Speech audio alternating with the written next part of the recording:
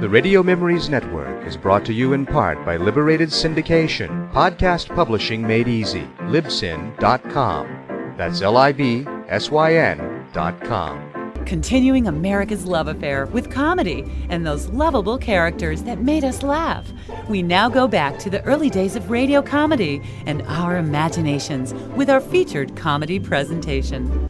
The Komedy Kingdom was among the earliest form of radio comedy and variety programs. Originally titled the Blue Monday Jamboree, it was first heard on air in the late 1930s on CBS Radio, with singer Elvia Allman as the host. Her longtime good friend Lindsay McHarry, on the other hand, was the director and producer. The show, which had a total of 39 15-minute episodes, featured comedy skits, musical performances, drama, and a whole lot more. Now let's join this week's rare episode of the Komedy Kingdom.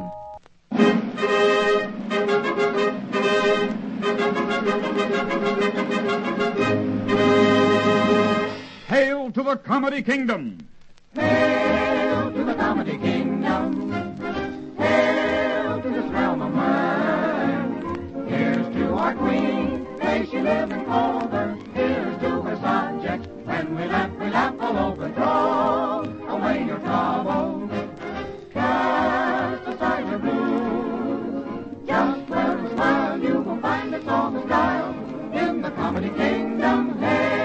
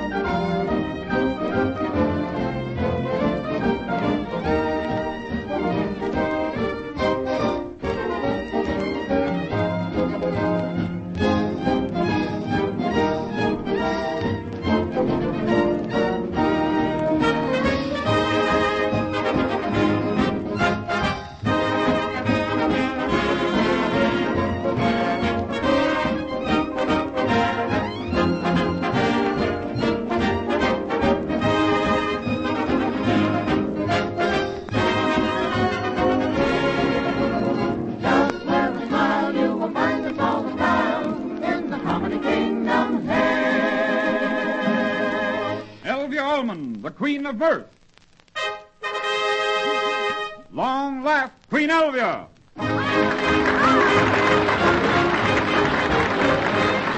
Hello, you happy Benedicts and you merry wives. A royal welcome to the Komedy Kingdom. That's right. We are dedicating this session of the court audience to that great institution, marriage, the greatest state of any union anywhere, the universal tradition which gave rise to those famous last Now for this words. week's episode of the Halls of Ivy. We've just received word that our ambassador to Wedding Town on the Det has returned to the Komedy Kingdom. He's here in the audience room now, and we, the Queen, are about to receive his report. Ambassador Al K. Hall. I never saw him look so sad. Why, Al, what's the matter? This is my wedding anniversary. Oh, well, then you ought to be happy. Yes, I ought to be happy. In fact, I am happy. Tell me, how long have you been married? 30 years, and to the grandest little woman in the world. Would you believe it? We only had one fight in our married life. Why, Al, that's grand. Yes, one fight. The same one for 30 years. Do you mean to say for 30 years you fought in your house? We never fight in the house. We go out the backyard. There's no room. But I'm not regretting my married life. Do you know if I had to do it over again? Yes? I wouldn't do it. What seems to be the real trouble with your wife? Well, every time I come home, she says, give me $1, give me $1. What does she do with all that money? I don't know. I haven't given her any yet. Tell me, Al, did you court your wife long? Oh, not very long. About 15 years. 15 years? That's a long time. Well, in those days, we took our time. You know the old adage, marry in haste and repent with pleasure. You mean repent at leisure. I know what I mean. Pleasure.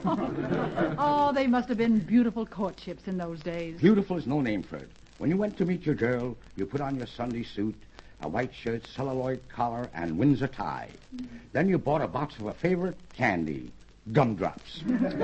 You knocked at her door. You mean knock-knock? No, just a good old-fashioned knock. Her mother met you at the door, and she would say, "Hello, Al," and you would say, "Hello, Mother." Mm-hmm. Then you walked into the parlor, and there was Susie sitting on one end of the big settee.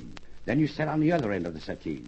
Then you looked at her, and she looked at you like a dying duck in a hailstorm. And there in the center was the old grandfather's clock ticking away the time, and it seemed to say, "Take your time. Take your time." Oh, that's beautiful. But now when you go to meet your girl, you put on a pair of slacks, a sports shirt, you hop in your car. Her mother meets you at the door, you yell, "Hello, how's the old gal?" You walk into the living room, there's Susie, dressed in shorts, smoking a cigarette. You both sit in one chair, and there's a little alarm clock on the mantelpiece saying, "Hurry up, hurry up, hurry up, hurry up, hurry up." Oh, you're in...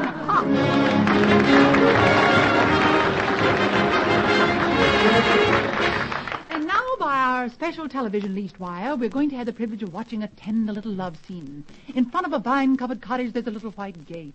Inside the gate stands a winsome miss. Adoration lights her lovely eyes as she looks into the proud face of her sweetheart. Tenderly, he looks down at her and says softly... All right, Tootsie, you ready to scram? Oh, I don't know, Bertram. I don't know if we should elope or not. Oh, why not? Why not? I'm afraid Papa is going to be completely unstrung. Oh, that's all right. We'll wire him right away.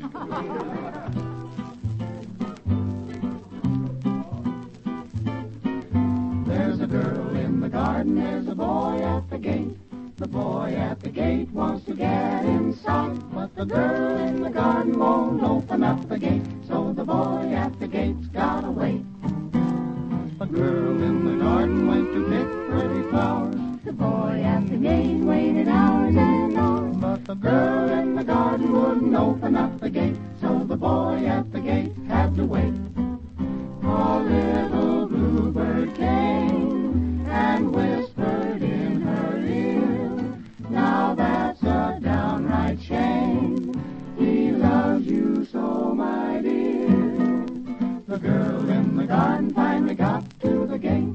The boy at the gate took the gate, didn't wait. Now the boy is sighing and the girl is crying. She got to the gate too late. I'm the girl in the garden. I'm the boy at the gate.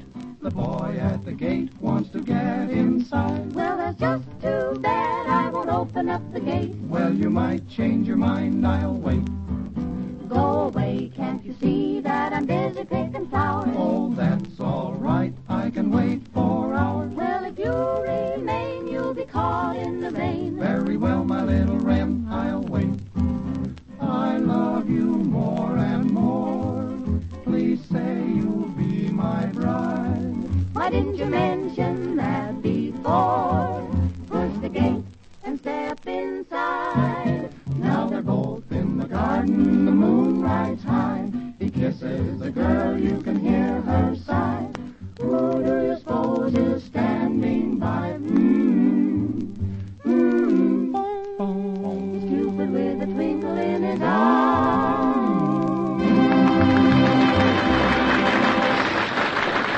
There's probably no man in the Comedy Kingdom who knows more about marriage than Maury Amsterdam. Yep, and right there, that's well, here I am, you lucky people. What a pleasure to have me on this program. Well, who's the most popular man here, and why am I? Maury, of course you know our program's all about marriage. Are you married? Nope, never been married. This is Maury Amsterdam, the voice of inexperience. Yeah, they tell me marriage is a wonderful institution. But who wants to live in an institution? Like an old married friend of mine said the other day, a man never really knows what real happiness is till he gets married. Then it's too late. And for you unmarried folks, just to give you a rough idea of what goes on about a year after the ceremony, I bring you for the first time over any radio station a blow-by-blow account of a day with an average married couple. It is sponsored by the Black Eye Beefsteak Company. All right, let's tune in on the Family Battle of the Week. Hello, everybody. This is your announcer, Graham McAmsterdam, broadcasting from the home of Mr. and Mrs. Jones of Hollywood. We're in the Jones living room right now and waiting for the daily battle to start. There's nothing going on right now. There goes the bell. It's the front door bell. Mr. Jones, you just got home from work. Well, the fight's about to start. Mrs. Jones takes the offensive and leads off with a cutting remark.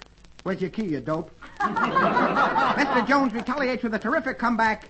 I forgot it. Well, we're out in the center of the parlor now. Mrs. Jones just made a grab for his pay envelope, but it's a haymaker and goes wild. Mr. Jones is too fast. He ducks, at the same time remarking, I don't get paid till tomorrow. Well, there's another lull right now. They're sparring around for a few nasty remarks. Mrs. Jones is back in her corner in the kitchen now. Mr. Jones opens the second round by throwing his top coat and hat on the sofa. Mrs. Jones rushes in with, can't you hang up your clothes, you beast? I've been slaving like a dog all day to keep his house clean. You don't appreciate it. And after I've given you the best years of my life, I'm going right home to Mother. Mr. Jones come back and scores an uppercut with, go on, go back to your mother. If you do, I'll be able to play solitaire without a kibitzer. Well, there's nothing going on right now. It looks like Mr. Jones is weakening. He feels groggy, remorse. He's a softy. He says, I'm sorry, dear. You know I love you and I didn't mean it. She comes back with, I'm sorry, too. They're in a clinch now. They've got their arms around each other. They embrace. They kiss. Whoopee! What a fight. What a fight. Well, let that be a lesson for you. Oh, hello. Oh, hello yourself. It's Mabel Todd again. Well, Mabel, we've just been talking about marriage. What do you know about it? Well, I ain't spliced, but some gink proposed to me just yesterday. He happened he was some feller never seen before in all born day. That's odd. How did that happen? Well, I walked into the theater, and he was wearing a little blue uniform. He rushes right up to me and says, Madam, can I lead you down the aisle? Just like that. Down the aisle. Why, Mabel, that was probably one of the ushers. I don't care. I don't care what business he's in. I won't marry him. He ain't my type. I guess the man you marry will have to be a go-getter. Nope, he'll have to be an already gotter. Well, in other words, I'm not your type. You see, I haven't any money. No money? No money. Well, then you ain't the kind of a guy for a gal like me, then. Which is the title of Mabel's song. Gosh, this dialogue is clever.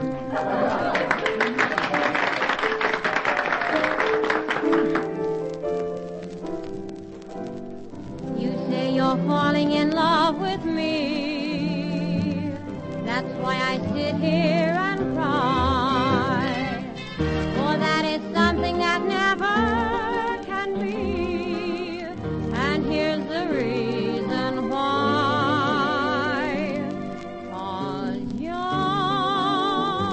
not the kind of a boy for a gal like me. 'Cause I'm just a song and a dance, your symphony. You say that you never would doubt me. Well, I'm telling you, you'd be much better off without me. 'Cause I'm just the kind of a gal who could never play fair. And you're just the kind of a boy who would always be square. It's so hard to let you go, but it's only because I know that you're not the kind of a boy or the kind of a girl like me.